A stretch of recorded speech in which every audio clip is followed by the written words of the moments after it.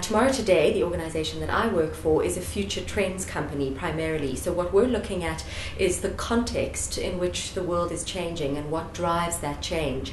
And that's what I primarily bring to people by way of a message. And what I have found over the years is that everybody needs a way to cope with that change.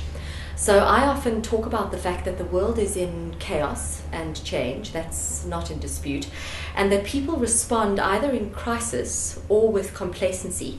And what I would love to share with you is how we can respond with competency and calm. And for me, the best way that I can think of to do that is to build one's own self-esteem. So I've had the privilege of working with many women in building their self-esteem for the last couple of years. And the message that I bring to them is that we need to see ourselves as women of value and worth. And that seems like an easy concept, but it's actually very, very difficult to live with that feeling of value and worth. And there are two things primarily that you have to do in order to engage with that concept on an almost on an emotional level. And the first is that you have to give yourself permission to believe that you deserve. And the second is you have to recognize what competencies you need to live with a feeling of value and worth. I think that we are surrounded by systems that don't support or build our self-esteem. So our systems could be anything from our family system, our organizational system, government systems, environmental systems, economic systems. But the system that I always use as an example in terms of self-esteem is our body. Our body is a system. And for many women, their body falls short of the perfect image of what a woman is supposed to be according to the media. So in that, we are being challenged in terms of our self-esteem. I don't even fit in as a body to what I should be. But if we can build our self-esteem, if we can truly see ourselves inside as a person of value and worth, then we can support the idea that we are of value as opposed to fall short because the system that we live in isn't perfect. So how do we give ourselves permission to feel like we deserve to feel worthy? Well, there's a series of things that we need to do, and it isn't easy, and nor is it a quick fix. When I do workshops on self-esteem, I can take up to 5 days, and there's homework in between each day, because this is a process. It's almost like a lifestyle choice that we have to live by if we choose to, and that's the point. It's a choice. But some of the things that we can look at to build our self-esteem are things like learning how to speak assertively. I think, again, the systems that we live in teach us to be aggressive.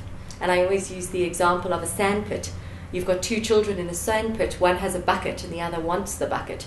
And, of course, then there's a little bit of a tussle, and whoever is the bigger aggressor gets the bucket.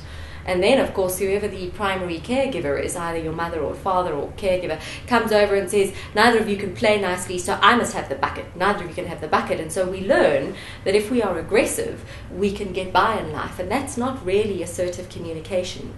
It's not necessarily serving us or the people that we work with. So assertive communication is part of the behavior around living with self-esteem. But there's work to do before we can get there. There are 3 key things that I talk about. The one is investigating who we are. There are so many roles that we play and expectations that people have of us in those roles. We almost lose a sense of who we truly are. So to begin a process of self-observation, to understand who am I, is one of the things that you can do in order to build your self-esteem. And then one of the other things that you can do is think about what your values are, and understanding those values, and then how do we actually behave according to those values without getting lost, again, in the expectations that people have of us. And then the other thing that I help people learn to do is to observe our feelings. I think the systems that we live in don't necessarily give us permission to explore our feelings. We're allowed to feel anger, perhaps fear, a little bit of depression, but there's a myriad of feelings that we live with and exist with.